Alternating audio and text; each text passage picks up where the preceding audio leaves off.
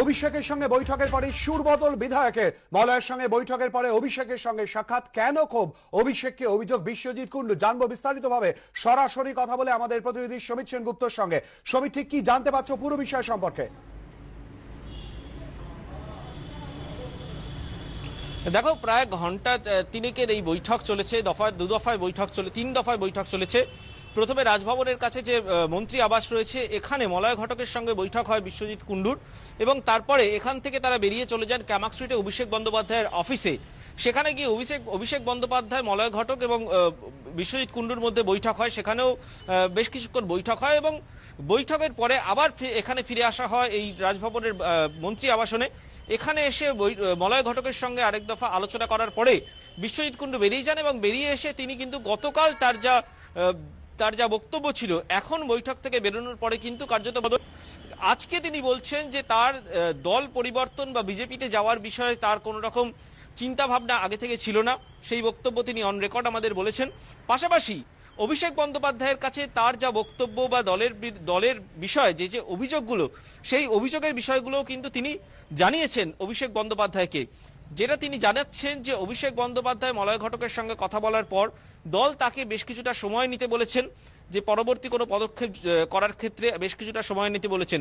তবে গতকালে যে শুভেন্দু অধিকারীর সঙ্গে যে বৈঠক সুনীল মণ্ডলের বাড়িতে, সেই বৈঠক প্রসঙ্গে তার বক্তব্য যে শুভেন্দু অধিকারীর সঙ্গে সৌজন্য সাক্ষাতের জন্যই তিনি গেছিলেন। অর্থাৎ বলা যেতে পারে যে গতকাল সংবাদ মাধ্যমের সঙ্গে কথা বলার সময় বা আজ সংবাদ মাধ্যমের সঙ্গে কথা বলার সময় তিনি যে বক্তব্য পেশ করেছিলেন বা যে ভোট স্ট্র্যাটেজিস্টের কথা প্রসঙ্গ টেনে কথা বলেছিলেন, সেই জায়গা থেকে কিন্তু সম্পূর্ণ তিনি এখন সরে এসেছেন। এবং অভিষেক বন্দ্যোপাধ্যায় মলয় ঘটকের এই মধ্যস্থতায় যে বৈঠক হয়েছে, সেই বৈঠকের পরে কিন্তু কার্যত সুরবদল বলা যেতেই পারে।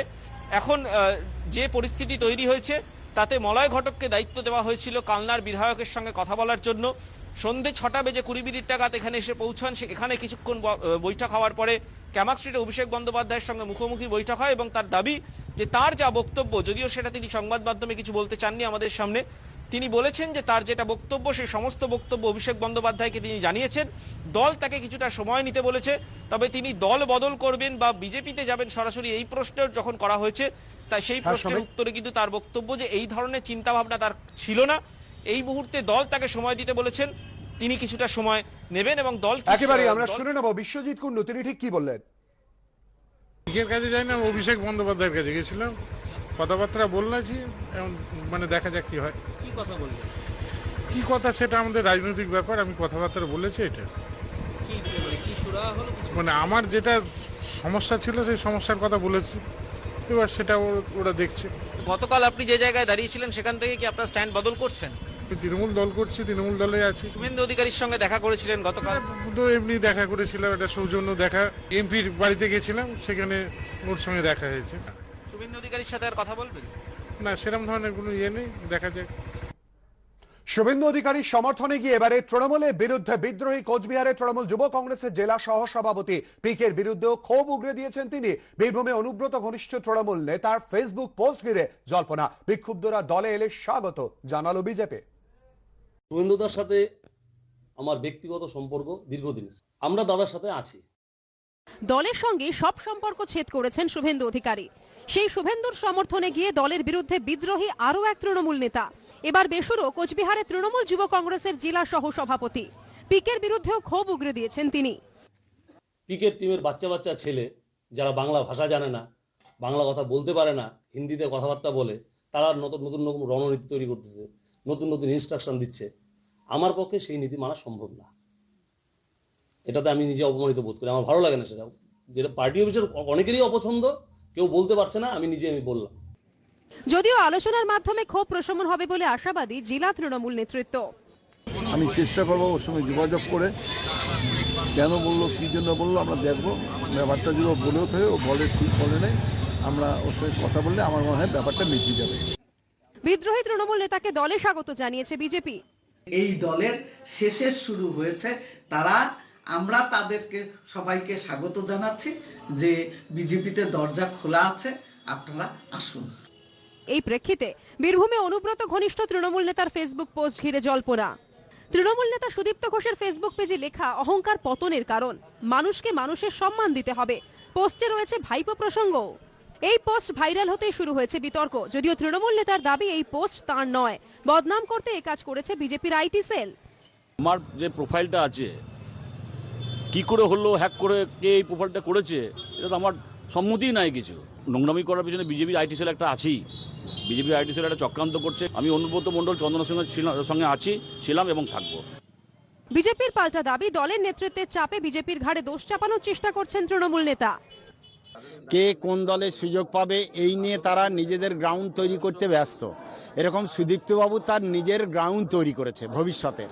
আর এখন যখন হয়তো বর্তমানের যারা ডাকাবুকো নেতা, যারা ভারত তোলাবাজ কাটমানিবাজ, তারা হয়তো প্রেসার নিয়েছে, হয়তো সুদীপ্তবাবু এখন পুলিশের ভয় দেখছে, গন্ধ পেয়েছে, অতএব পাল্টি খেয়েছেন। 21-এর ভোট যত এগিয়ে আসছে তত বাড়ছে রাজনৈতিক উত্তাপ, তার প্রভাব কোচবিহার থেকে বীরভূমে। শুভেন্দু ভট্টাচার্য ও গোপাল চট্টোপাধ্যায়ের রিপোর্ট, এবিপি আনন্দ। বিজেপি বিরুদ্ধে তৃণমূল কর্মীকে ধর্ষণের অভিযোগ। তারকেশ্বরে দুয়ারে সরকার কর্মসূচি থেকে ফেরার সময় হামলা, প্রথমে কটূক্তি, পরে বাড়ি থেকে তুলে ধর্ষণের অভিযোগ।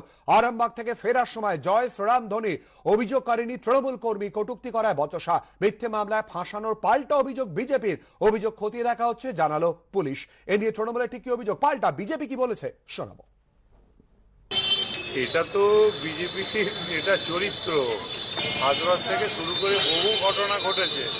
ওরা তো মেয়েদের কোনোদিন মান সম্মান দেয়নি।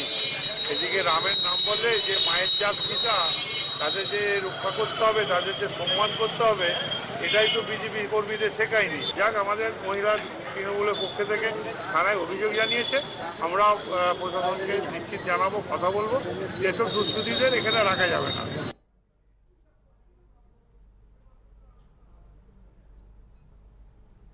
তিনজন ছিলাম বাইকে, সেই তিনজন থেকে আমরা জয় শ্রীরাম বলতে বলতে আসি, তখন তারা ওখান থেকে অকথ্য ভাষায় গালাগালি করে। কারা করে? ওই দুই মহিলা গালাগালি করে, তারই আমরা প্রতিবাদ করি। বিজেপি এরকম কোনো নয়, তারা নারীদের সম্মান দিতে জানে, হ্যাঁ, নারীদের কোনোদিন অসম্মান করে না। হ্যাঁ, তারা এদের তো কালচারে, এদের পয়সা দিয়ে, গরিব মানুষ, এদের পয়সা দিয়ে ওরা গিয়ে আমার নামে মিথ্যা অভিযোগ করছে থানায়। হ্যাঁ, এদের কালচার হচ্ছে এইটাই। হিংসা নিয়ে উদ্বিগ্ন নির্বাচন কমিশন। বৃহস্পতিবার 14টি জেলার ডিএম এসপিদের সঙ্গে বৈঠকে তা বুঝিয়ে দিলেন উপনির্বাচন কমিশনার। সূত্রে দাবি, বৈঠকে তিনি বলেন, কেউ অশান্তি সৃষ্টিকারীদের বিরুদ্ধে ব্যবস্থা না নিলে ভোটের আগে সরিয়ে দেন। 100% বুথকে স্পর্শকাতর ধরে নিয়ে নিরাপত্তার বন্দোবস্ত করতে হবে। বিহার মডেল সামনে রেখে চালাতে হবে প্রস্তুতি। বৃহস্পতিবার 14টি জেলার পুলিশ সুপার ও জেলা শাসকদের সঙ্গে বৈঠকে উপনির্বাচন কমিশনার সুদীপ জৈন এমনই মন্তব্য করেন বলে সূত্রের দাবি। বিধানসভা ভোট আসতে এখনো মাস 5 দেরি, কিন্তু রাজ্য রাজনীতির পরিসর এখন থেকেই উত্তপ্ত। কেন্দ্রীয় বাহিনীর নিরাপত্তায় বিধানসভা ভোট করানোর দাবি জানাচ্ছে বিরোধীরা। এই প্রেক্ষাপটে বৃহস্পতিবার 14টি জেলার পুলিশ সুপার এবং জেলা শাসকদের সঙ্গে বৈঠকে বসেন উপনির্বাচন কমিশনার সুদীপ জৈন। সূত্রের দাবি, বাংলায় হিংসা নিয়ে উদ্বেগ প্রকাশ করেন উপনির্বাচন কমিশনার সুদীপ জৈন। প্রতিদিন কোথায় কি ঘটছে তা কমিশনকে জানানোর নির্দেশ দেন তিনি। সূত্রের দাবি, সেই সঙ্গে ডিএম এসপিদের সঙ্গে বৈঠকে তিনি আরো বলেন, এখন থেকে যে যার জেলা এবং কমিশনারেট এলাকার ওসি আইসিদের উপর নজর রাখুন। যদি কেউ অশান্তি সৃষ্টিকারীদের বিরুদ্ধে ব্যবস্থা না নেয় তাহলে ভোটের আগে সরিয়ে দিন। আমরা এখন থেকেই নজর রাখছি, আমরা সরালে সেটা অন্যরকম হবে। যেসব অভিযোগ আসছে খুব গুরুত্ব দিয়ে তার উত্তর দেবেন, এই বিষয়গুলোকে একটুও গাছাড়া ভাবে নেবেন না। এরপর রাজনৈতিক দলগুলোর সঙ্গে বৈঠকে বসেন উপনির্বাচন কমিশনার। সূত্রের দাবি, এদিনের বৈঠকেও কেন্দ্রীয় বাহিনী নজরদারিতে ভোট করার দাবি জানিয়েছে বিজেপি। ওরা আগাম নোটিফিকেশন করে 6 মাসের মধ্যে নোটিফিকেশন করে এমসিসি লাগিয়ে কেন্দ্রীয় ফোর্স মোতায়েন করতে পারে, সেটাই আমরা রিকোয়েস্ট করেছি। আমরা যেটা বলেছি সেটা হচ্ছে 100% বুথে সেন্ট্রাল রিজার্ভ ফোর্স, ভিভিপ্যাট 100% বুথে, যদিও এটা ম্যান্ডেটরি, কিন্তু অনেক ক্ষেত্রে দেখা গেছে গত বছর আমাদের এক্সপিরিয়েন্স ভিভিপ্যাট সব বুথে ছিল না। সিপিএম আবার ভুয়ো ভোটার নিয়ে আশঙ্কা প্রকাশ করেছে। এই রাজ্যের ভোটার লিস্টে বিপুল পরিমাণ মৃত মানুষ, তাদের নাম আছে, মাল্টিপল এন্ট্রি অনেক জায়গায়, অর্থাৎ একই নাম অনেকগুলো বুথে দেওয়া আছে। এগুলো আমরা পরিষ্কার করতে বারবার বলছি, কিন্তু এখানে বেশিরভাগ জায়গায় তা করা হয়নি। বৃহস্পতিবার মুখ্যমন্ত্রীকে লেখা চিঠিতে ভোট হিংসা নিয়ে উদ্বেগ প্রকাশ করেছেন রাজ্যপালও। তিনি লিখেছেন, আমাদের সাধারণ মানুষের মন থেকে এই ধারণা দূর করতে হবে যে এ রাজ্যে হিংসা ছাড়া ভোট সম্ভব নয়।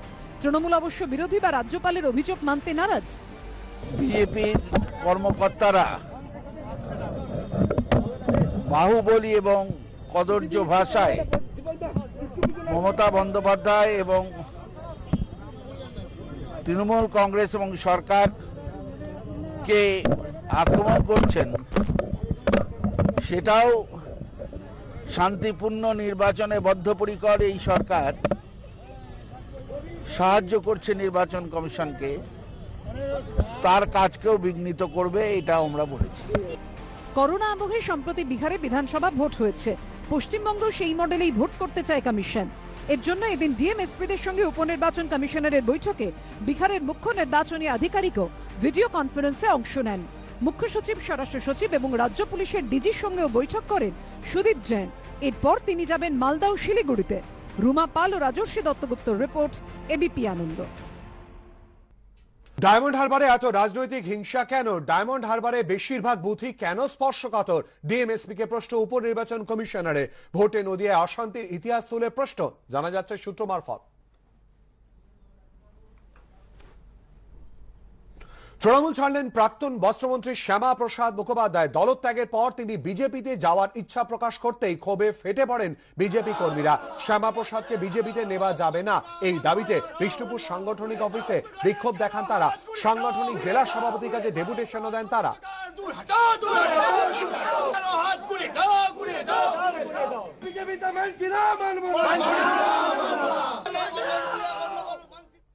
স্বাস্থ্যসাথী কর্মসূচিকে কেন্দ্র করে মধ্যমগ্রামের নজরুল মঞ্চে বিশৃঙ্খলা। ভিড়ের চাপে বন্ধ করে দিতে হলো গেট। পুলিশের সঙ্গে ধস্তাধস্তি আবেদনকারীদের। ঘটনাকে কেন্দ্র করে তরজা তৃণমূল ও বিজেপির মধ্যে। ডাকা হয়েছিল 4টি ওয়ার্ডের 100 জন বাসিন্দাকে, কিন্তু খবর পেয়ে হাজির হন আশপাশের ওয়ার্ডের আরো অনেকে। তাতেই ভিড় এবং বিপত্তি। পুলিশের সঙ্গে ধস্তাধস্তি আবেদনকারীদের। স্বাস্থ্যসাথী কার্ডের স্ক্রুটিনি ও ছবি তোলা নিয়ে বিশৃঙ্খলা উত্তর 24 পরগনার মধ্যমগ্রামে। মধ্যমগ্রাম পুরসভা সূত্রে দাবি, বৃহস্পতিবার স্বাস্থ্যসাথী কার্ডের স্ক্রুটিনি ও ছবি তোলার জন্য 4টি ওয়ার্ডের 100 জন বাসিন্দাকে আসতে বলা হয়, কিন্তু খবর পেয়ে ভোর থেকে অন্য অনেক ওয়ার্ডের বাসিন্দারাও লাইন দেন। একদিকে যখন ভিড় সামলাতে হিমশিম খেতে হয় পুলিশকে, তারই মধ্যে যন্ত্র খারাপ হয়ে যাওয়ায় বিপত্তি আরো বাড়ে। পুলিশ গেট বন্ধ করে দিলে উত্তেজনা আরো বাড়ে। পুলিশের সঙ্গে ধস্তাধস্তি শুরু হয়ে যায় আবেদনকারীদের।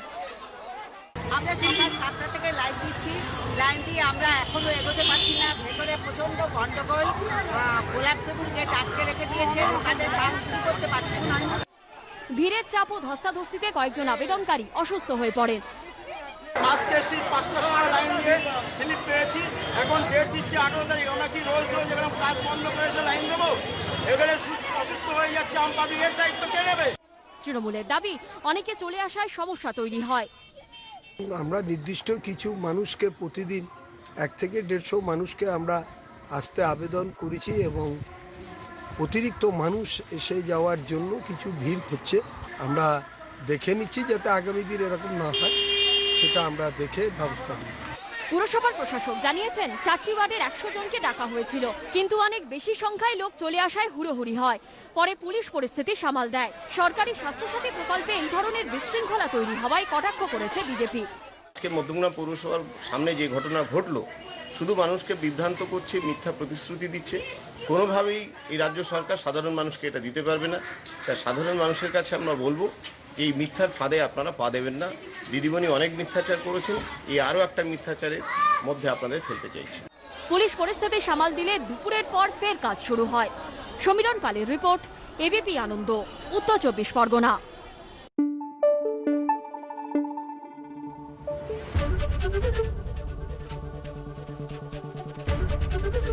এবিপি আনন্দ এগিয়ে থাকে, এগিয়ে রাখে।